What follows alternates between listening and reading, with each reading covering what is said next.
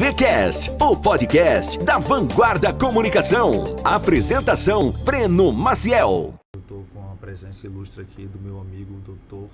Ilner. Dr. Ilner, já vi os outdoors top que ele colocava na cidade, já era uma clínica de referência, e é a minha amiga Kate aí que divide os bastidores junto comigo no marketing, ajudando, lapidando, né? Porque o rapaz aí já nasceu pronto. Aí o produto, um bom marketing não consegue fazer um produto ruim dar certo. Mas quando o produto é bom, a gente consegue fazer. Dá um lustre, né? E aí, doutor, muito obrigado por tirar sua hora hoje para dividir um pouco com a gente e com os nossos ouvintes qualificados para inspirar um pouco aí essa galera sobre o empreendedorismo. Bom, é uma grande honra estar com vocês aqui, uma satisfação enorme estar com você, Breno, com a Kate, que são pessoas fantásticas. Obrigado pelas palavras de elogio, é uma honra estar aqui. Eu sempre estou aprendendo com vocês e eu devo muito a vocês, especialmente a você, que eu já estou contigo há algum tempo. A gente teve um hiato, mas voltamos de novo. Me ajudou inclusive na construção da nova marca, a Clínica Dr. Ilner. Uma época passou por um período de dar pele, e agora a Clínica Dr. Ilner. Então, uma satisfação estar aqui contigo, com o teu público, e poder trazer a nossa história, a nossa contribuição para todos. Isso é um bate-papo bem informal, né? Acho que quando eu quis montar esse podcast foi mesmo inspirado, assim. Eu sou um cara que eu sempre escuto muito podcast, a nossa correria do dia a dia. É difícil eu conseguir parar para ler um livro, é difícil. Faculdade hoje a gente não tem mais condições de fazer, já terminou inclusive até. E eu utilizo o tempo que eu estou treinando, o tempo que eu estou no trânsito para estar ouvindo pessoas inspiradoras, assim, porque eu acho que para a gente chegar onde a gente quer chegar, a gente tem que conhecer pessoas que trilharam aquele caminho. Acho que o sucesso ele deixa rastro, né? Não existe uma fórmula secreta, mas eu acho que existem passos que são rastros que pessoas que atingiram o ápice deixam, e a gente vai seguindo aquilo ali. Teve alguém na tua trajetória que te inspirou, seja no teu próprio segmento da medicina, da dermatologia, ou como um ser humano mesmo, que você viu e deu aquele estalo, poxa, eu vou querer ser uma pessoa de sucesso como essa pessoa, assim?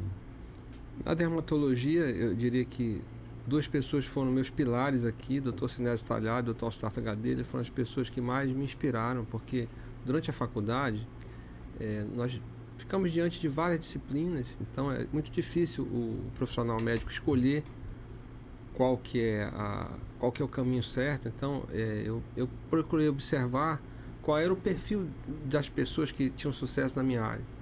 Então, Dr. Sinésio e Dr. Siddhartha são pessoas pesquisadoras, são pessoas envolvidas com trabalhos internacionais. Então, o meu desejo sempre foi no sentido de buscar me inspirar neles. E como empresário, a Abílio Diniz, eu acho que é unanimidade. Eu acho que é um cara que para todos nós que somos empresários, passa a ser um exemplo, um grande exemplo de pessoa, de disciplina, de determinação, e é a pessoa por quem eu me inspiro mais como empresário. Voltando aí sem entregar a idade, mas voltando uns 40 anos aí, como é que foi a tua escolha pela medicina? Como é que foi? Já era da família? Como é que surgiu? Você é amazonense mesmo? Sou amazonense.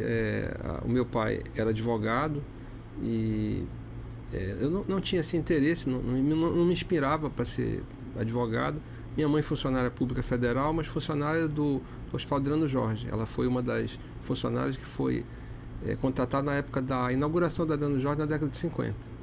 Então, eu ouvia muito falar as histórias do hospital, todo o trabalho médico que era feito lá, as dificuldades, a capacidade de um profissional médico levar a cura da pessoa. Isso me inspirava. E tem uma pessoa na área médica que me inspirava, o Dr. Raimundo de Moura Tapajós, que foi um médico que foi um ícone na medicina do Amazonas.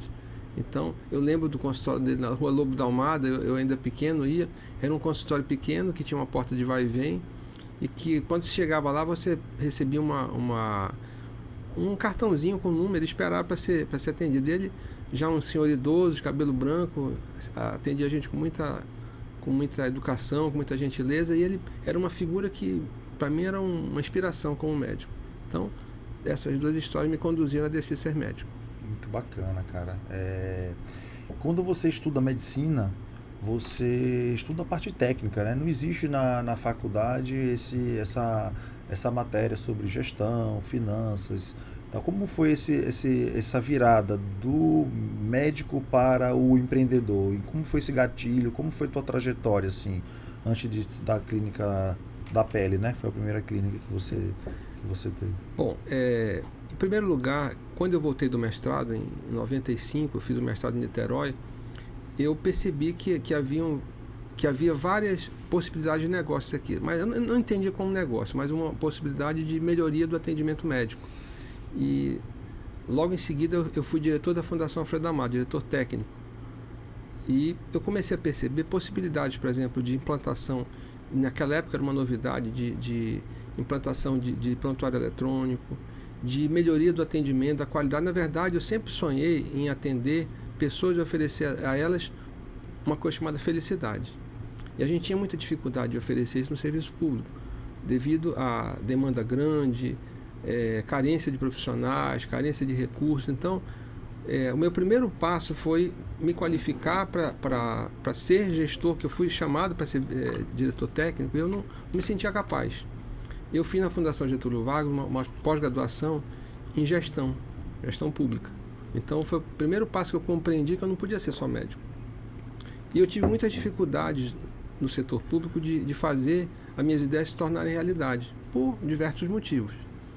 E eu acabei me frustrando. Com 2 anos de gestão, eu desisti. E fiquei com aquela intenção de, se eu não conseguia fazer isso no serviço público, eu tinha que fazer no privado. Eu me frustrei muito, por vários motivos relacionados a pessoas, que não vale a pena. A gestão pública mesmo, ela é complexa, né? Muito complexa. Então, fiquei com aquela ideia. Eu preciso fazer valer aquilo que eu penso, as minhas ideias.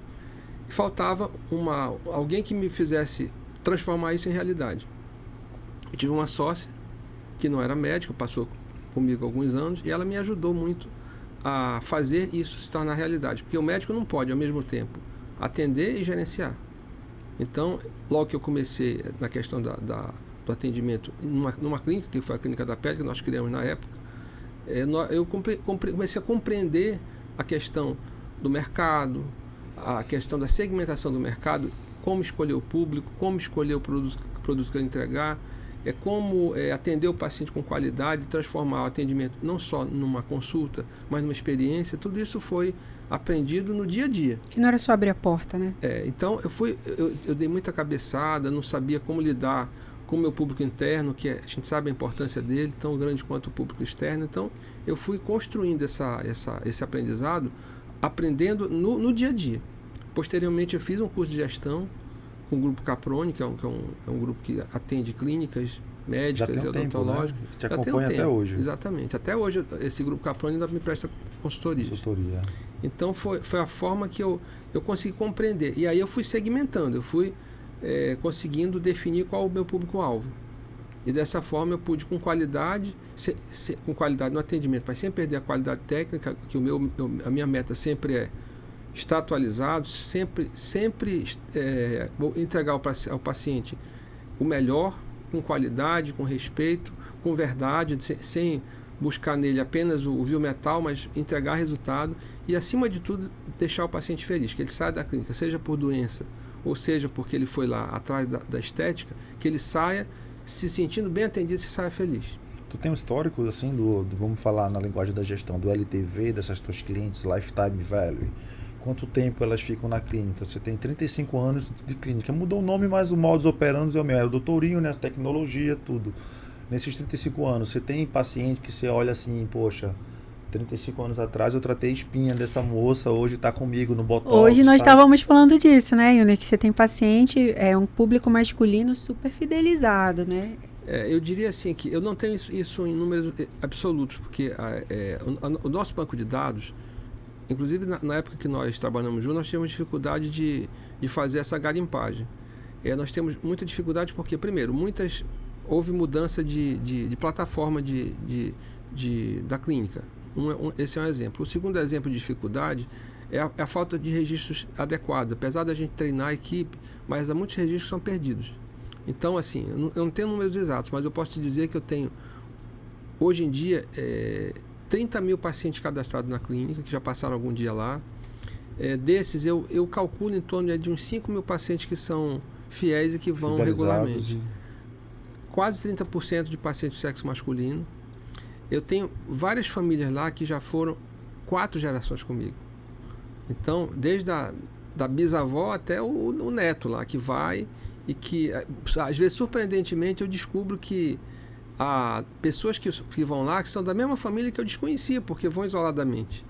E, às vezes, numa conversa, num comentário, que eu não chamo aquilo de uma consulta, mas de um encontro entre amigos, esse encontro entre amigos ou consulta, como você preferir, dura em torno de 1 hora. Eu não fico com o paciente, eu não atendo correndo. Eu crio laços, eu não atendo doenças, nem atendo botox, eu atendo pessoas e eu procuro me relacionar com elas de uma forma que ela saia de lá sabendo quem é o Wilner e eu sabendo quem é aquela pessoa. Não estou tratando apenas um objeto que vai gerar retorno, dinheiro para mim. Muito bacana. E nessa digitalização, né, Kate, a gente percebe que a geração nativo digital, né, os TikTokers, essa galera que tá chegando, é muito mais fácil. Ela já nasce hoje com o celularzinho, o canal de YouTube, Kids, já assiste o que quer na hora que quer, tudo. E a gente vê grandes, com todo respeito, assim, dinossauros do mercado aí, como posso citar alguns, como Carlos Oshiro, como alguns outros que passam desse offline, até eu mesmo. Mas se bem que quando eu entrei no mercado, eu acho que já tinha o celular. A gente não renegou tanto isso, né? Porque para o médico, que eu observo, a classe médica, ela está migrando para isso, né? Eu sempre falo assim, que as redes sociais, elas são como antigamente falavam pra gente que a gente tinha que aprender a falar inglês para se comunicar no mundo. Eu costumo dizer, você precisa saber usar as redes sociais para se comunicar. Então, você não tem que ver ela como um problema, mas como uma solução. E você precisa encontrar o seu ponto de comunicação, né? Eu discuto muito isso com o meu cliente. Como você quer comunicar e para quem você quer comunicar. Quando você encontra essa zona de conforto, pronto, flui tudo. A pessoa começa a falar, a pessoa começa a desenvolver o produto porque ela se sente segura. O maior medo... Eu sempre ouço essa brincadeira. Ah, mas e a dancinha? Eu tenho um cliente que outro dia desse ele me ligou, perguntou, Cat, tu viu? Eu fiz uma dancinha. Ele não é meu cliente de outra agência. Eu falei assim, meu amigo, por que você está me perguntando isso? Ele falou, não, que eu quero sua opinião. Eu falei assim, você está confortável? É tudo como você se sente. É natural em você isso? Então top, então dança. Então, eu tento encontrar isso nas pessoas, entendeu? O Wilner é incrível, porque ele sempre aceitou essa questão da tecnologia, né? Quando eu fui para trabalhar com ele, ele não disse para mim em momento nenhum que ele não faria nada dentro de que aquilo não ofendesse quem ele é. E a gente terminou aí encontrando um ponto de conforto. A gente tem vários produtos que a gente foi desenvolvendo, né, Wilner? A gente tem como é que a gente chama? Encontro com as Estrelas, que a gente fala da pele dos famosos. A gente tem o conteúdo técnico que ele libera na internet, vira e mexe, corre umas aberrações, a gente gosta de falar daquilo e a gente vai desenvolvendo isso tudo, né? Mas como é que foi para ti essa virada? Eu sei que antes de Kate, antes de Breno, você já estava te vendo na internet, já tinha começado a fazer isso. Teve muita dificuldade nesse início, porque antes era um comercial, outdoor, aparecia, você não dava muito a cara, assim, até porque o Dr. Wilner, se eu passasse por ele na rua, eu não reconhecia, mas eu já sabia a marca Dr. Wilner por de tanto ver na rua a mídia que vocês faziam. Quando veio esse digital, que o empresário ele se tornou o protagonista do seu negócio, a cara do seu negócio, foi muito estranho para ti isso? Teve muita piadinha interna da classe médica, porque você foi pioneiro nisso, né? A gente vê que ainda hoje, turma da tua geração, muitos têm dificuldade em falar, acha que é ser blogueirinho e tal. Como foi essa virada? Em que ano foi? Em que momento foi da tua carreira?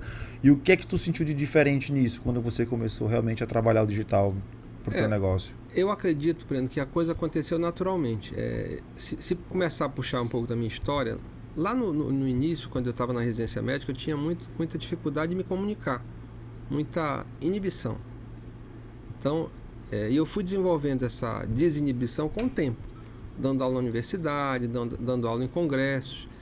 Agora, até eu chegar a olhar para a câmera do celular e me comunicar de uma maneira natural, foi um processo que foi ocorrendo de maneira natural. Eu aceitei primeiro. Eu acho que o primeiro passo para qualquer profissional que quer fazer isso, ele tem que se conscientizar que aquilo é uma tendência do mercado e você vai ter que fazer. Como a linguagem, aí é outra coisa. A gente sempre fica, a discussão maior com a Kate, por exemplo, que a gente fica tentando alinhar, é o que eu vou falar, como é que eu quero que seja. Eu sempre bato, eu não vou mudar a minha essência, o meu DNA.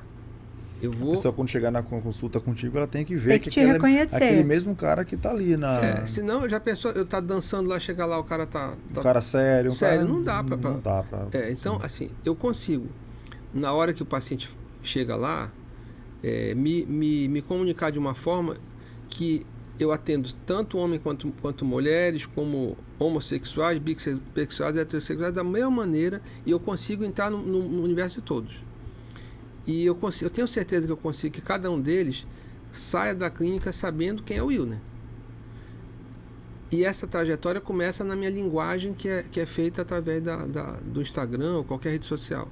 É uma linguagem que ela é séria, mas de bom humor ao mesmo tempo. Ela entrega uma realidade. Eu não ofereço, eu não coloco na cabeça do paciente, não tento colocar na cabeça do paciente uma ideia de que eu sou perfeito, eu sou o melhor, que eu vou fazer isso ou aquilo. Eu tenho muito cuidado com isso, porque medicina é uma profissão de meios, não de fins. Então eu não sou capaz de dizer, olha, eu vou tirar essa tua tatuagem, eu vou tirar essa tua barba 100%, eu vou conseguir tirar tuas manchas 100%. E se eu fizer qualquer coisa com essa linha, eu estou incorrendo um erro ético muito grave. Então, essa linguagem eu tenho muito cuidado quando eu falo.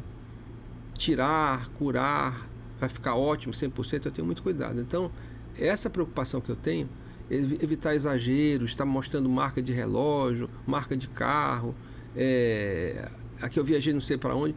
Eu acho que isso tem um charme, mas tem que ter cuidado para não ficar ridículo, não cair no exagero, na cafonice. A diferença do veneno para a vacina é a dosagem, né? Exatamente. Tem então, que ter cuidado. Essa cautela, porque essa coisa às vezes vira chacota. Eu já vi muitos colegas daqui serem motivo de chacota no resto do Brasil. Porque, ou colegas de outros lugares do Brasil serem motivo de chacota em outras regiões. Sim. Porque pelo exagero, pela coisa cafona, sabe? A pessoa que é elegante, ela não precisa estar mostrando algumas coisas. Um exemplo que eu dou isso é do 007. O 007 está há 50 anos fazendo sucesso. É um cara que é elegante, não precisa mostrar marca, low profile. Então, é essa imagem que eu quero mostrar, que é a imagem do Dr. Wilner. Quem vai lá na clínica e caminha nos corredores sabe da minha forma discreta, ao mesmo tempo moderna de ser, e é isso que eu quero passar nas redes sociais.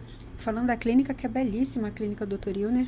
São quantos metros quadrados, Dr. Wilner, a clínica hoje? Bom, são 450 metros quadrados e eu queria destacar aqui o trabalho da Cirame, que foi a pessoa que fez toda a parte da decoração da clínica. Ela é fantástica. Belíssima. O projeto inicial foi feito por uma empresa de Belo Horizonte, que é especialista em clínicas. E a Cirame desenvolveu todo o ambiente interno e uma característica da Cirame, aproveitando para falar em clientes, é que a Cirame é minha paciente desde que ela tinha 15 anos. Eu não vou falar a idade dela hoje, porque seria antiga, não se entrega a idade de mulher, mas a Cirame é linda, é uma mulher maravilhosa, minha amiga, minha grande amiga de muitos anos. Então, foi ela que ela conseguiu traduzir a essência, né? Na essência, porque me conhece. Porque te conhece, me né? conhece. É isso. Agora, fácil. Uma coisa que chama a atenção, e uma coisa que a gente não explora muito no sentido de valores, mas é caro pra cacete, as pessoas não têm muito noção disso, são os investimentos que você faz para manter a tua clínica sempre com tecnologia de ponta, né? Porque muita gente no mercado se vende como iguais, né? Comparar laranja com banana. O cara fala, eu tenho isso, eu tenho isso, eu tenho isso. E para o cliente final que não está no teu mercado, acaba sendo muito parecido, porque aquela promessa final acaba sendo a mesma. Só que o teu produto custa 1 milhão e a pessoa, às vezes, um equipamento ali de 50, vou falar 100 um mil pouquinho reais. do Wilner, né? Porque eu trabalho lá com o Wilner, assim, de uma forma mais... O Wilner foi um dos pioneiros quando a gente fala de laser no Brasil. Então, você pode ter... É igual você ter uma Ferrari e o tanque dela tá vazio, né? Então, tu pode comprar o melhor laser, mas se você não tiver expertise para dominar aquele equipamento, ele não vai render, né? Mas eu queria perguntar o seguinte, todo mundo acha que é só que a receita é o lucro, né? Ou seja, chega lá no Wilner, X reais e acha que vai tudo pro bolso e não vê o investimento que ele faz para manter a clínica com equipamentos de ponta, com um local confortável, com segurança, tudo.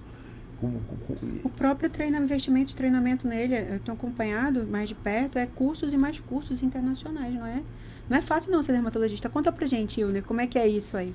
Como é que tu tem uma consultoria dessas máquinas ou eles mesmos te procuram? Olha, lançamos agora uma máquina no mercado que faz isso. Existem feiras. Como é que é esse processo seu de reciclagem, tanto profissional, técnico, quanto de tecnologia da tua clínica? Como é que você faz para se manter atualizado? Bom, o investimento é alto, né? A gente investe, se eu for falar em números, entre 2 a 3 milhões por ano de tecnologia nova e saber que essa tecnologia tem que se pagar no máximo em 18 meses.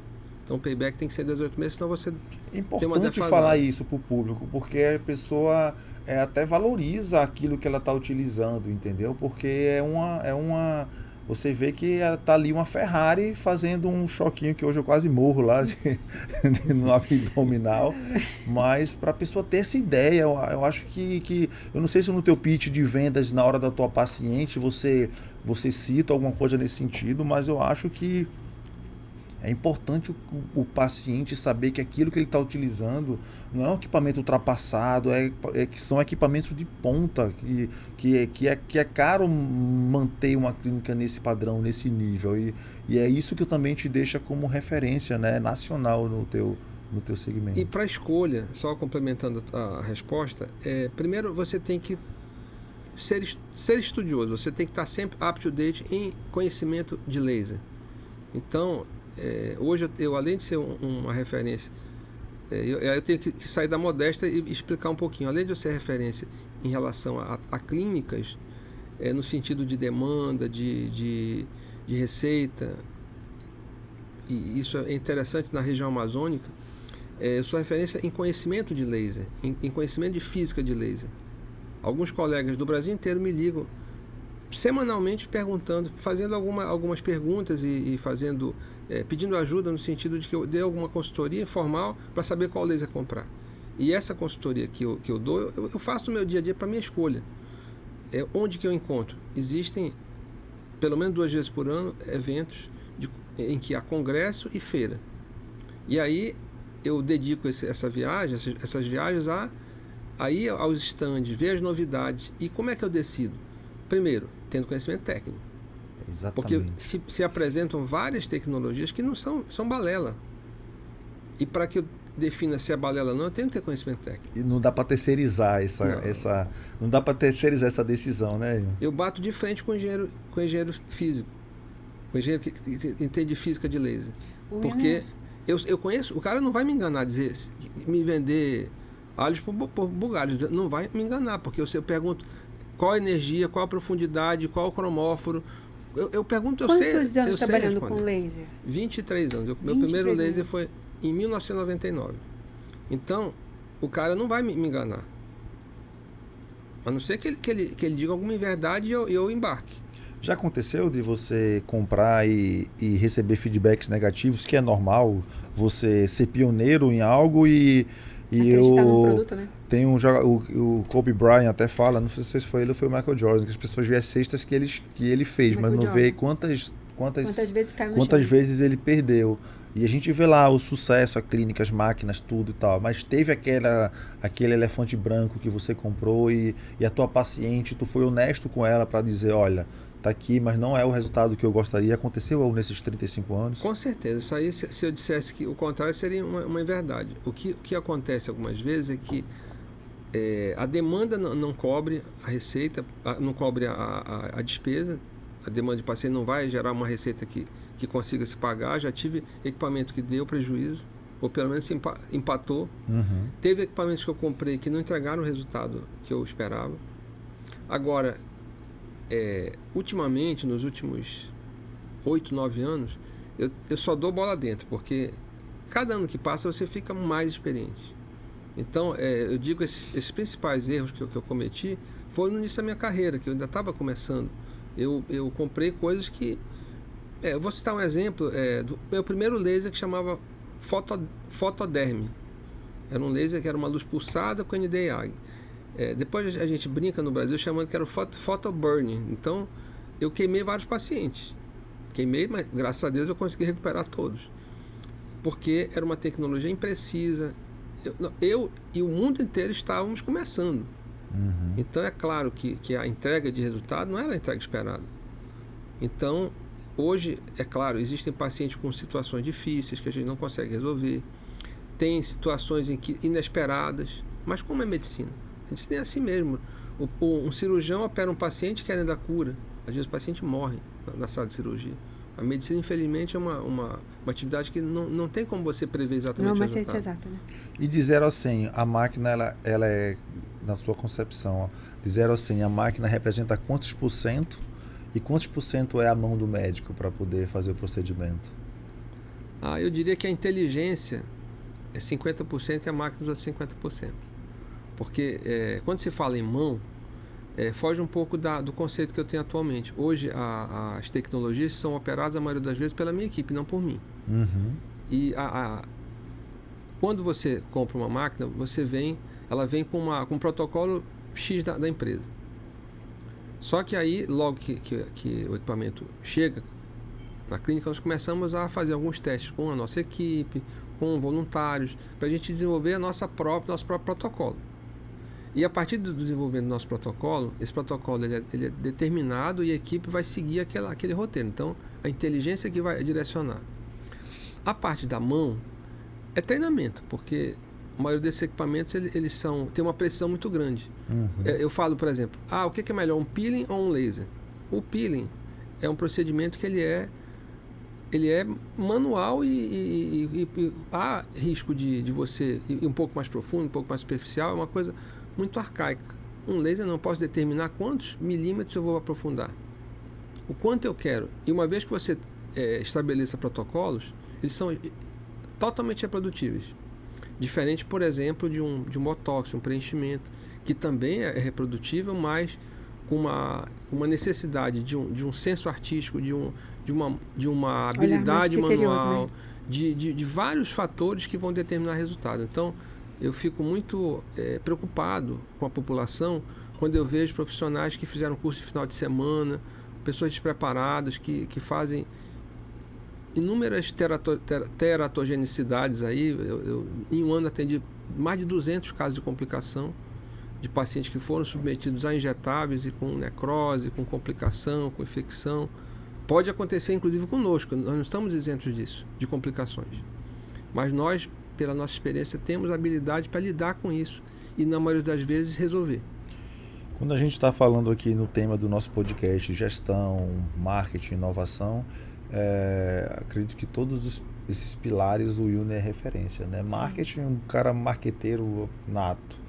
Inovação trabalha sempre a parte da tecnologia, sempre tecnologia de ponta, e a parte de gestão. Essa questão que você falou da mão e da inteligência eu achei muito interessante, porque uma das grandes dores dos médicos é que quando ele viaja, ele gasta 2 vezes, porque ele deixa de atender e ele ainda está gastando na viagem. E quando você monta um negócio bem estruturado, que você falou, a minha equipe que faz, você consegue escalar. Isso foi intencional no início, quando você falou, porra, se eu ficar só aqui, eu atendendo e tal, eu vou ter uma limitação de hora, vou ficar escravo do meu negócio, vou ficar isso, ou não, foi efeito colateral, acabou sendo coincidência e você sendo privilegiado. Hoje você consegue estar atendendo um paciente aqui, o outro fazendo o Vectra, o outro não fazendo aqui, tá? Conseguiu escalar isso na tua clínica. Explica um pouco pra gente se foi estratégia ou foi sorte de porque eu acho que a gente, quando a gente é empreendedor e voraz, a sorte colabora, a sorte está do nosso lado. Eu quero furar essa Como é que foi? A gente tem lá na clínica a sucessora do Wilner, que é a doutora Thalita Souza, que pra mim, eu amo o trabalho da Thalita. Eu gosto muito de você, Wilner, mas a Thalita, ela é especial. Gosto da forma como a Thalita recebe, como ela atende. Então, assim, eu falo com um brilho no olho mesmo, porque quando eu fui pra lá, que você falou, olha, eu tenho... A gente vai, a gente vai chegar na sucessão. Calma. Calma. Mas é porque eu gosto demais do trabalho da Thalita. A gente tá falando de escala. O Wilner precisou viajar esse ano, né, Wilner? Uma viagem longa, que ele foi para um congresso. E a gente tava com essa preocupação, né, de como que a gente ia ficar na clínica tanto tempo sem o Wilner. E aí foi uma revelação boa. Vou deixar o Wilner contar pra gente. Eu vou contar a história direitinho, como é que foi a descentralização. Isso. Eu acho que, de tudo que nós conversamos, o meu maior desafio foi aceitar a descentralização, porque eu sou da escola que o médico fazia tudo, né? Uhum. Então, houve um tempo em que eu atendia em 4 salas ao mesmo tempo. Havia 4, a sala de atendimento, a consulta, e mais 3 que eram disponibilizadas para eu ir fazendo. Eu atendia, corria, fazia um laser numa sala, corria, fazia noutra, corria, fazia um botox na outra e voltava para a sala para atender. Então, para vocês terem uma ideia, logo que eu comecei a usar laser, eu comecei em 1999, como eu falei, mas depois eu tive que alugar uns lasers que vinham de fora e ficavam no final de semana. Eu passava de 8 da manhã até as 22 horas atendendo sem parar para poder conseguir gerar o retorno esperado dessas máquinas que vinham sob forma de aluguel. Então, eu carregava tudo nas costas. Quando eu comprei meu primeiro laser, que chamava Spectra, que era um laser que era usado para tratar manchas, tatuagens e manchas com melasma. Aposentou? Já aposentou, ele já está fora do mercado. Havia necessidade da recorrência do paciente voltar todas as semanas, no mínimo 20 semanas. Então, seria impossível eu sozinho atender a demanda que era crescente, consultar, seria impossível, eu iria quebrar. Atender a recorrência. Não teria como. Até porque quando você aborda um paciente para fazer um tratamento desse, não é só você fala para o paciente, olha, cala tua boca, eu estou comprando, não é assim. É óbvio que não é assim. Até porque meu estilo de trabalho não é esse. Uhum. Então, eu percebi que eu precisava descentralizar. A minha dor foi precisar descentralizar porque eu precisava mesmo, não tinha jeito. E aí eu descentralizei com 2 médicas, depois com 4 médicas. Então esse foi o passo inicial. E à medida que isso foi... a necessidade cresceu, porque eu comprei outras máquinas, eu vi que aquele modelo tinha dado certo, que eu tinha que descentralizar. E isso coincidiu com a percepção de que eu tinha que tirar minhas algemas de ouro. Eu não podia sobreviver dessa forma, da necessidade da sucessão. Eu tentei vários modelos, contratando médicos não dermatologistas, jovens, experientes. Eu tentei vários modelos. Hoje, o atual, que está dando muito certo, sou eu mais 3. Os 3 têm total habilidade e controle sobre os lasers, são habilitados a fazer os injetáveis, na minha ausência podem fazer. E o meu orgulho em especial é minha filha, né, que se formou e eu peguei na mão mesmo. Toda a minha equipe que trabalha lá, eu peguei na mão. Eu não ensino com teoria. Eu pego na mão mesmo. Eu digo, olha, a profundidade é essa. Eu seguro na mão da pessoa e ensino como fazer, como eu faria. Então, a minha equipe, que tem 3 atualmente, mas que tem mais 3 que vão entrar agora, e para isso tem uma outra estratégia que eu fiz, depois eu posso dissecar um pouco mais isso, está preparada para a minha sucessão. E, neste momento, a descentralização. O que estamos caminhando é no sentido da clientela se sentir segura, é um processo, não vai ser da noite para o dia, para que eles também consigam criar o seu próprio perfil, porque cada um vai ter seu perfil. Eu não posso fazê-los 3 robôs meus. Uhum. Eles têm a própria personalidade. Tanto é que, como a Kate citou, a Thalita é uma pessoa que tem sua própria característica. a doçura. E é incrível. A mão leve. Ela é fantástica. Seria um exagero eu estar comentando sobre, mas assim. Não, mas não é muito porque é sua orgulho filha, dela. não. Se fosse outra pessoa, também falaria. É uma profissional incrível. Talvez esse trabalho todo que você tem feito, a Thalita tem imersão na clínica com você, né? Todos os dias. E aí não tem como não ter esse aprendizado, desenvolver esse aprendizado. Eu diria que ela tem a imersão por ser minha filha e saber quem é o Wilner. Né? Então, isso gera uma certa... você acaba repetindo aquilo que você... Eu digo que os filhos são um espelho da família. Então, ela entendeu bem quem é a pessoa. Passamos, como pai e filha, por fases difíceis, com a separação com a mãe dela, depois outro casamento. E ela depois foi percebendo que a vida não é cor-de-rosa, com a própria vida dela. Então, isso fez com que ela entendesse o Wilner cada vez mais. E, em seguida, como profissional, no dia a dia, eu tenho a agradecer muito ao doutor João Roberto Antônio e Carlos Roberto Antônio de São José do Rio Preto, que permitiram que a Thalita ficasse na clínica deles no momento em que ela estava por decidir ser dermatologista.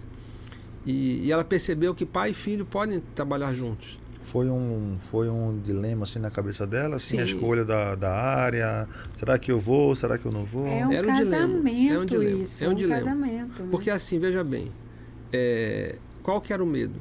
Que fosse haver uma mistura de assim, a autoridade do pai com se misturar na clínica. Uhum. E ela percebeu, estando nessa clínica, que isso podia existir. E no nosso dia a dia, que estamos juntos há alguns anos, ela percebeu que é diferente. Eu a respeito como profissional. Eu ensino tudo que eu posso como mestre, como médico, como mais experiente, mas eu respeito as ideias dela. Eu ouço, eu cedo, eu aprendo com ela. Uhum. Então, acho que é lei natural, né, cara? A gente vê que o negócio, eu tenho vários exemplos de amigos que não seguiram o negócio dos pais. Infelizmente, os pais não conseguiram dar continuidade, porque acaba que o ambiente vai mudando, o gás que a gente tem vai se perdendo e vem novos concorrentes, né? E com gás, com tudo, e acaba sendo natural você consumir. Mas quando você vê que existe uma sucessão, que você está trabalhando isso aí, isso é uma sorte grande, né? Todo mundo que consegue. Eu tenho certeza que você não forçou nada, mas Deus permitiu para que ela, por vontade própria, seguisse a sua trajetória aí como dermatologista. Eu acho que ela viu o copo meio cheio, né? Pegar, em vez de ficar aquele dilema, será que eu vou ficar na sombra dele? Eu não vou pegar o vácuo. Queria eu que meu pai tivesse uma agência de publicidade há 50 anos atrás e eu desse continuidade. Eu tenho certeza que seria mais fácil do que eu pegar hoje a vanguarda do zero, como eu peguei. O que ela ponderou foi a relação mesmo pai e filho, né? A gente fica com medo de desgastar essa relação porque você não consegue demitir um filho. Né? Se a gente for, a gente não contrata que não consegue demitir depois. Então, mas esse meio médico, tirando o filho do lado, a gente sente, eu estou nesse mercado, você também tá, a gente sente que é difícil o médico conseguir, abaixo dele, conseguir escalar com outros médicos, porque o ego deles é muito grande. E é uma coisa que eu não vejo o cara sai, o cara já sai da faculdade, já quer sentar na janela, ele não quer chegar... percorrer o caminho, percorrer né? um caminho, ter um mentor e tal, é difícil e mais difícil do que outras áreas. Mas eu acho que aí sincero. eu vou jogar isso um pouco na conta da internet também. A galera vê as coisas na internet e acha que é assim, né? Não mas também demais, tem, mas isso aí também visto pelo outro lado, tem um lado positivo. Antigamente para o Wilner, o Wilner, para ser o Wilner, quanto tempo demorou de autoridade para ser reconhecido aí nacional, até internacionalmente? Você vai em qualquer lugar do Brasil, você fala em dermatologia. O Wilner deu uma palestra internacional agora. Como foi? Qual foi o país que você foi? Pois é, nós fomos convidados para dar uma aula na Eslovênia. Representando o Brasil. Representando o Brasil, é uma aula no evento internacional, no evento mundial de fotona. E nós fomos convidados para falar do nosso protocolo criado aqui em Manaus para tratar melasma. Então foi uma satisfação enorme, um reconhecimento internacional. Temos que explorar isso aí para... Estamos explorando já dentro do... A gente vai explorar isso num outro produto que a gente está desenvolvendo, que é o produto do Fellow, né, que a gente está querendo trazer esses dermatologistas. Isso já existe natural hoje no produto Wilner Souza, essa procura de dermatologistas em todo o Brasil para vir fazer imersão em nossa clínica. Então, isso é uma coisa que a gente está desenvolvendo já. Eu acredito que não demora muito para a gente já estar lançando esse produto aí que ele está batendo na nossa porta, né? A gente está correndo aí com muita coisa porque tem coisa que realmente está na porta. E, né, falando em... A gente só está falando em sucesso, em beleza. Que bom. Eu gosto. Mas teve um momento que a coisa ficou preta aí, que a coisa ficou eu acho feia. Que na pandemia ficou feio para todo mundo. Conta pra gente como foi a pandemia para vocês. Qual foi o pior momento? O nosso país, a gente nunca tá tranquilo, né? É problema político, é guerra, é pandemia. É doença, né? A gente sempre tá na crise do momento, a gente não sai de crise. Mas nesses 35 anos de trajetória, teve algum momento que você olhou pro lado e disse assim, aquela velha palavra, lascou, para não dizer outra coisa? Eu tive dois... eu diria que nos últimos 5 anos eu tive que ter um bom coração, tive que me dedicar mais ainda, ser iluminado por Deus para ter as melhores escolhas, procurar ter calma. Mas assim, quais foram os principais? Um foi quando eu separei da minha sócia. Então eu tive que entregar 50% do trabalho que nós construímos. Boa parte vinha da minha história, boa parte foi acrescentada pelo trabalho dela. Mas quando você pensa numa empresa que está redonda e você tem que abrir mão de 50% e depois ter que se refazer, criar uma nova, refazer sua marca, isso foi um momento muito difícil. Depois, na pandemia, nós tivemos alguns meses iniciais que foram muito difíceis. O primeiro mês eu faturei 10% do meu faturamento normal. Então era uma situação completamente nova e que não tinha na história recente. Sim. Então não havia uma referência. E nós recuperamos, em poucos meses começamos a recuperar a clientela. A clientela, como ficava em casa, se vendo, produzindo vídeos, se via e via as suas imperfeições e procurava a gente logo em seguida. Então foi uma forma que... Doutor, me ajuda que eu estou fazendo uma live aqui, eu estou com as rugas tudo aparecendo. Acabei de ver um negócio ruim. Não, eu acho que esse negócio... Aplicava Botox via Wi-Fi, via call, como é que era aí? Aí ficou em casa não. Aí tinha o paciente... Houve aquele primeiro medo, depois nós recuperamos. É mais agudo. Quando houve a segunda onda, nós já sabíamos como ia se comportar o mercado. Ia ter aquela queda e em seguida o rebote. Então, nós tivemos esse... Falando agora é fácil, né? Mas na época lá... Eu não digo nem isso. A galera botou máscara, né? Quem é que tá preocupado? Até hoje eu vejo lá no escritório as meninas de máscara. Então, agora do tira a máscara deve ter tido uma coisa boa pra clínica também, porque todo mundo vai ter que botar o rostinho, né? Como é que ficou aí esse rostinho? 2 anos guardado dentro da máscara. Tem um desafio agora. O nosso principal concorrente, quando você fala em concorrência, não são as outras clínicas, são as viagens. As pessoas ficaram muito presas na cidade, ficaram ilhadas na cidade. E hoje, esse ano foi, a partir de maio, junho, quando, em tese, começou a liberar tudo, as pessoas viajaram muito. Então, o nosso principal concorrente não é o dermatologista, mas as viagens. Mas para viajar, eles não queriam tirar aquela gordurinha, viajar com aquela pele mais bonita, acaba também ajudando um pouco, né? Mas assim... quem vai para a praia não faz protocolo de rejuvenescimento. Geralmente, assim, o paciente vai para a praia, ele não quer uma coisa... Ele teria que fazer com antecedência. Essa antecedência não foi obedecida porque não tinha uma previsão. Então, o que eu vejo é que, a partir de agora, vai haver um equilíbrio, né? Aquela loucura de viajar, vai parar um pouco, as pessoas vão voltar à normalidade, eu acredito que deva se comportar dessa forma o mercado, e vai seguir de maneira equacionada como sempre foi.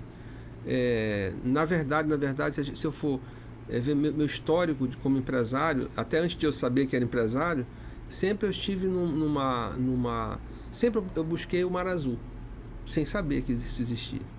Eu sempre procurei inovar, sempre procurei atender de forma diferente. Se eu voltar um pouco no tempo, quando eu saí da Cachoeirinha, que foi meu primeiro consultório, na Cachoeirinha número 101, alguns pacientes que estejam me ouvindo vão lembrar disso. Qual era a rua da Cachoeirinha? Rua Manicoré, número 101. Perto da Raimon ali, né?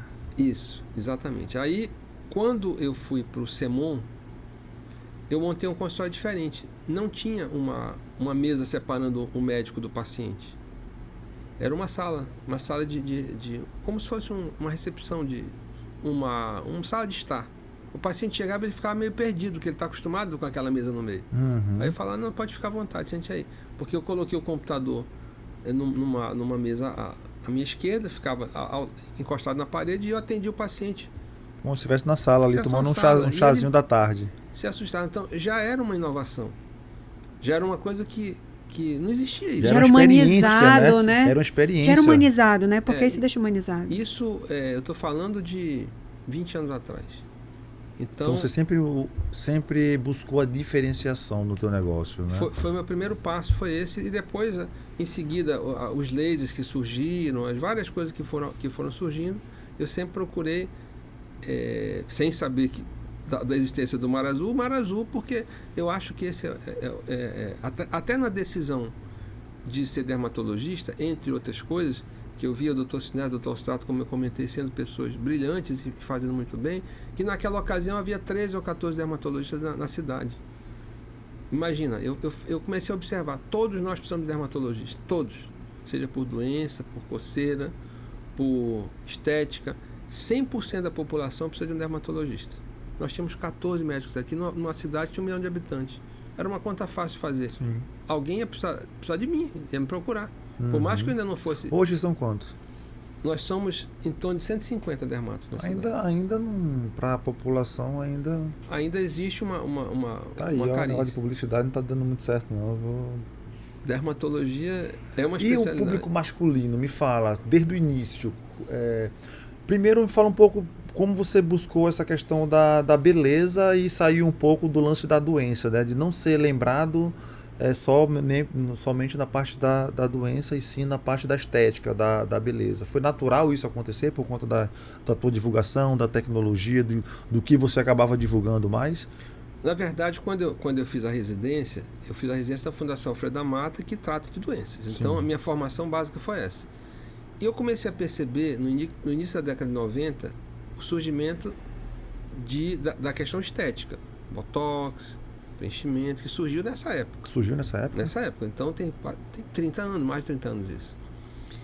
E eu já me interessei por isso. Quando eu vi o primeiro paciente com resultado de Botox, mais ou menos em 1995, que eu injetei a primeira vez. Cara, é antigo assim. Eu me lembro um dia desse, eu tô velho. Olha, eu me lembro um dia desse quando saiu. Foi até saiu lá fora, uma atriz, alguma coisa que tinha feito. Primeira vez que eu vi, eu falei, opa, isso aqui funciona. Que até então, eu dividi o consultório com a doutora Nádia Lopes, que é dermato, e até hoje está no mercado. Tudo que era estética eu mandava para ela. Eu só queria saber de doença. Minha formação era de doença. E o que eu entregava de estético, o que eu eventualmente poderia entregar, eu não acreditava. Era muito pobre até aquele momento. Os peelings eram ruins ou perigosos. Os cremes eu não acreditava no que eles entregavam. Então eu não sou capaz de te vender aquilo no qual eu não acredito. Mas é muito difícil de vender. Eu não consigo vender. Então, eu entregava para ela, ela tinha lá as habilidades e tinha a experiência dela e fazia. Eu me afastava disso. Quando surgiu o Botox, foi o meu primeiro passo para decidir fazer estética. Em seguida, em 1999, eu comprei o laser e a partir daí eu vi que eu poderia me aperfeiçoar nisso. Era o Mar Azul de novo. E fui me aperfeiçoando, estudando, indo para congressos, cada vez mais percebendo o crescimento, né, desse segmento, que eu poderia cada vez oferecer coisas melhores. E a partir daí foi natural, né? Você nunca negou, mas também não buscou o paciente que tivesse problema de doença, mas sim que fosse voltado mais para a parte da estética, né? Então o que você mais comunica acaba atraindo. Eu trabalho, né, tenho vários clientes de clínicas, né? E até hoje o Wilner é referência entre essas pessoas, principalmente quando há um problema. Então, quando há um problema, eu ouço, por favor, mande encaminhe para o Dr. Wilner Souza. Então, o Wilner, ele tem essa questão da estética, mas ele é referência quando precisa realmente resolver um problema sério. Um colega meu teve um problema gravíssimo aí. E aí eles vão todos lá. Quem salvou ele foi o doutor. Doutor, eu vi, ele deu uma aula sobre, como é que é o nome daquele PMMA, não é isso? PMMA. Que eu fiquei boca aberta e falei, eu tinha que estar vendendo isso. Porque é uma coisa que não é todo mundo que sabe fazer. Entendeu?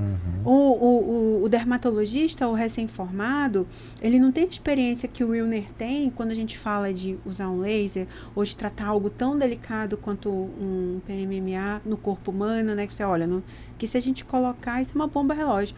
Então, eles fazem, aí eu não vou falar profissional, mas todo mundo sabe que tem muito curso de final de semana, né? Então, as pessoas fazem curso de final de semana e colocam na porta que estão aptas a fazer procedimento estético no rosto. E o rosto é o cartão de visita da gente. É a primeira coisa que você mostra quando você chega em um lugar. Tu pode estar lá fora do teu peso, tu veste lá teu blazer, tu até passa desapercebido, mas no rosto. E um homem? Que mulher ainda, quando dá errado, passa uma maquiagem e vida que segue. E nos homens? É isso que eu ia perguntar. Você tem percebido nessa tua jornada aí o aumento da busca do homem pela estética, pela vaidade? Bastante. Inclusive, eu queria fazer um relato de um dos primeiros pacientes que eu atendi homens. Foi logo no início que a toxina, que o Botox estava sendo implantado. Era um amigo meu que foi, na época, meu consultório na Cachoeirinha. Ele foi com a esposa. Naquela época os carros não tinham isso filme. E ele, quando saiu da clínica, naquela época, quando a gente fazia Botox, o paciente tinha que sair com esparadrapo na testa e ficar por 6 horas com esparadrapo. É mesmo? Então, quando ele saiu da clínica, ele entrou no carro, baixou a poltrona do carro para ninguém ver que ele... Porque se alguém visse na rua e identificasse aquele esparadrapo, ia saber que era Botox. Então, ele tinha vergonha de mostrar que estava aplicando Botox. Então, assim, aquele foi um dos primeiros pacientes que eu fiz homens, e hoje a clínica atende cerca de 30% da clientela homens, que vão lá em busca, na maioria das vezes, de estética. De Botox, 30%. Botox, preenchimento, laser. Hoje, esse paradigma que caiu totalmente, de que é coisa de mulher, de que é isso ou aquilo, de que é feio, de que é ridículo. Bem-estar e autoestima acabou é para todo mundo, né? Mas eles ainda não gostam muito de aparecer, né? Eu tiro por mim. Assim, eu diria assim, ainda existe alguma pontinha de preconceito, assim como foi, como existe preconceito sobre racismo, sobre homossexual, sobre... Existem alguns resquícios, mas ninguém fala hoje que quer casar com a mulher virgem. Uma coisa que é até ridículo se você falar sobre isso. Então, os preconceitos, eles existem para cair, para algum momento caírem. Então, esse preconceito de que isso, aquilo, vai acabar. É uma tendência das coisas serem igualitárias, da pessoa não ter vergonha de querer estar bonito, de querer estar bem. Então, é uma questão de tempo. E eu percebo nessa minha história, desse caso lá atrás, para o caso atual, para o momento atual, em que, às vezes, quando eu estou passeando na clínica, hoje são 9 salas de procedimento, às vezes eu passei 9 salas e estão as 9 com homens. Especialmente no final da tarde, quando o empresário sai do seu trabalho, quando o profissional liberal já foi liberado do seu trabalho e vai lá para a clínica, quando o juiz, o advogado, o funcionário público saiu do seu trabalho e vai para a clínica. Então, muitas vezes eu encontro a clínica só com homens. Mas com aquele lounge maravilhoso que a gente tem lá na clínica, não dá para não ir para lá no final de tarde. Te convidando para tu ir lá com a gente conhecer, porque é realmente incrível. A gente tem lá na clínica um ambiente muito aconchegante. E a sucessão aí, como é que você está planejando aí para a clínica Dr. Rio, né? Tá no momento de começando a tirar o pé do acelerador, colocando mais o time aí da nova sucessão, da nova fase, o Túlio na parte da gestão, a Thalita na parte mais técnica mesmo à frente, eles já estão mais dominando o negócio. Como é que tá isso aí? Tá começando a tirar o pé do acelerador um pouco? Não, tá dividindo a agenda com ela? Já tem paciente que exige que seja você, ou já está se acostumando? Como é que tá essa transição aí hoje? Pois é, eu ainda me vejo com muita energia. Eu tenho 58 anos, né? Mas eu me vejo com muita energia. Eu não me vejo ainda pisando no freio. Eu me vejo ainda pelo menos com uns 20 anos com a energia que eu tenho. Eu tenho um exemplo disso, como eu citei, o Dr. Carlos Roberto Antônio, Dr. João Roberto Antônio, São José do Rio Preto. Dr. João tem mais de 80 anos e está indo. Meu pai tem 69, vai viajar comigo já, vai passar a noite sem dormir. A gente vai para Porto Velho, passar o dia trabalhando e volta no... Isso, então eu tenho energia para isso. Eu me sinto muito bem, exceto se houver alguma intercorrência inesperada, mas eu me sinto bem para isso. O que acontece hoje é que a Thalita está tendo o seu crescimento natural. Existem pacientes que já querem com ela, pacientes que querem ficar comigo. E quando eu preciso viajar, me ausentar, a história das algemas de ouro, eu estou rompendo as algemas de ouro. Quando eu quero viajar, eu posso viajar. tivemos esse exemplo agora que a Kate falou, do período que eu passei 20 dias fora, 3 semanas, e a clínica rodou normal, os pacientes foram atendidos por ela, o que tinha que injetar botox injetou, o que tinha que fazer preenchimento fez, os lasers rodam normalmente, a indicação ela sabe fazer muito bem, a minha equipe sabe fazer, a doutora Aliciana, o doutor Lucas sabem fazer muito bem. É claro que a tendência do mercado é o dermato ser super especialista. Então, por exemplo, a doutora Aliciana, principalmente a parte de nutrologia, doutor Lucas, parte capilar, doutora Thalita, a parte íntima, mas estão o pessoal que trabalha na dermatologia capaz de fazer qualquer procedimento, com segurança, com qualidade. A sucessão vai acontecer naturalmente, à medida que eu for perdendo energia para trabalhar o volume que eu trabalho hoje eu ainda trabalho aí 10 horas por dia, há uma tendência a que eu vá diminuindo, até porque o que acontece hoje? Hoje eu preciso trabalhar esse tempo todo, porque eu preciso fechar a minha conta do mês. Como nós comentamos no início da entrevista, o custo é alto. Eu não posso me dar ainda ao desfrute de passar a atender só 6 horas por dia. Eu não posso fazer isso, senão não fecha a conta. Existe uma necessidade de uma produção X por mês, o meu custo fixo, que não é baixo, e eu preciso estar lá. À medida que a equipe for crescendo, eu posso reduzir, mas ainda existe uma clientela grande que quer que eu atenda. Então vai acontecer naturalmente essa sucessão. Eu não marquei um tempo, mas o tempo vai ser o de Deus e o que eu puder ter energia para trabalhar com a energia que eu tenho hoje. A hora está passando, mas é um bate-papo legal e tanta coisa para aprender que eu não posso perder a oportunidade. Só fazer um adendo aqui. Uma coisa interessante que eu acho do Dr. Will, né, é que ele, apesar dele dizer que é centralizador e tal, o que era, né, que agora ele está mais assim, eu acho que ele sempre busca terceirizar aquilo que ele não domina. Então ele tem o marketing, que ele tem assessoria, ele tem a gestão, que ele tem assessoria, agora ele está em busca de processos que ele tem. Então, assim, o papel do gestor, do bom gestor, é encontrar gente melhor do que ele para fazer aquilo que ele não está apto a fazer. E isso você faz muito bem, a escolha dos seus profissionais, do seu time, da tua equipe. Eu acho que um talento de um empreendedor de sucesso é formar um time, assim como um técnico de futebol, né? O cara tem as técnicas, tem tudo, mas aquele jogador que ele consegue posicionar vai fazer a diferença na hora de vencer o jogo.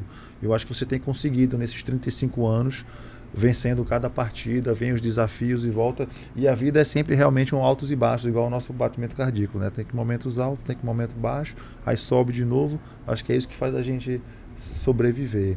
E é isso, está de parabéns, doutor, pela sua trajetória, que estamos ainda só na metade do caminho, eu tenho certeza. Tem muitos longos anos, mais 35 anos aí pela frente, não por necessidade, não para fechar a conta, mas sim pela vontade de ajudar o próximo, e sim pelo manter o cérebro vivo, compartilhar, acompanhar seus filhos. Eu acho que o grande prazer do meu pai hoje não é nem trabalhar muito mais pelo dinheiro, é mais para estar ali do meu lado, me acompanhando em todos os momentos da minha vida, inclusive no profissional. Então eu hoje sou pai, eu sei o que é esse sentimento de você estar junto dos seus filhos, assim, acompanhando e querer estar mais perto. Eu acho muito, muito bonito isso da sua parte também. Então, meus parabéns, te agradeço aí pela sua vinda. Tenho certeza que foi um conteúdo muito rico aí para quem está ouvindo a gente. Vai virar igual o Dr. Cristiano Paiva, vai virar figura de carteirinha, vai ficar carteirinha aqui no VCast. A gente já tem um outro episódio, você aguarde, vai falar sobre macho alfa, achei muito vaidade masculina. Vamos fazer aqui para falar só de autoestima masculina, vai falar de testosterona, vai falar de pele, de beleza, vamos falar de visual, de marketing pessoal. Já tem um outro podcast na agulha aí pra gente fazer. Obrigado, Kate, aí pela sua presença. Sempre é bom ser um toque feminino, até porque 70% do negócio dele é mulher, 30% é homem. Dia dos Pais, apresentei seu pai com uma tarde, um dia de príncipe, um dia de rei na clínica Dr. Will, né? Você que está ouvindo, invista na sua imagem, invista no seu visual. A gente só tem uma chance de causar uma boa primeira impressão. Então capriche na sua primeira impressão, não só por estética, mas sim por saúde da pele, saúde do teu organismo. Essa gordura da barriguinha, ela só não é estética. A gordura visceral, ela faz muito, muito mal para para a saúde masculina também. Então, acho que esse mindset de você se cuidar vai além somente da estética. É o estudo, é malhar o cérebro, é estar ajudando as pessoas, é estar investindo aí no teu business e investindo em você, né? Que a gente é que carrega tudo isso. Se a gente não tiver saúde, qualidade de vida e bem-estar, a gente não consegue e nem adianta ter sucesso nos outros pilares da nossa vida. Envelhecer bem, né? A gente está todo mundo envelhecendo. Último recado aí envelhecendo. para nossos ouvintes aí, doutor. Bom, primeiro, meu agradecimento a ter a oportunidade de estar aqui com você, falar um pouco da minha história, da minha vida, poder contribuir com o teu público. Como empresário, eu diria assim, só respondendo ao que tu falaste sobre a questão da compreensão, é você ser humilde para saber até onde você pode ir, tanto como empresário quanto médico. Acho que isso é o segredo. Se você percebe que você não é capaz, você é médico, encaminhe, ouça uma segunda opinião, leia, procure estudar cada vez mais. Você é empresário, não existe um empresário que saiba tudo. Se cerque de pessoas competentes em cada área, um gestor econômico, um advogado, um marqueteiro, um gestor de processo. Você tem que ter essa equipe. Ninguém é capaz de fazer tudo sozinho. Se você quer ser bom, procure o melhor de cada setor para que esse melhor possa te ajudar. É isso aí. Sigam @Clínica Doutoril, né? Sigam o @Doutoril, né, também, que eles fazem vários collabs aí, entrega muito conteúdo. Conheçam um pouco do lado pessoal aí do Doutoril, né? Siga a Kate na internet, vou nem soletrar o nome dela, que é difícil. Mas é isso aí. Obrigado pela sua audiência aí. Continue seguindo o VCast, que a gente procura selecionar bem os nossos convidados para sentar nessa cadeira aqui e falar um pouco de conteúdo que agregue aí na rotina de vocês, tá bom? Valeu, até a próxima. VCast, o podcast da Vanguarda Comunicação. Apresentação, Breno Maciel.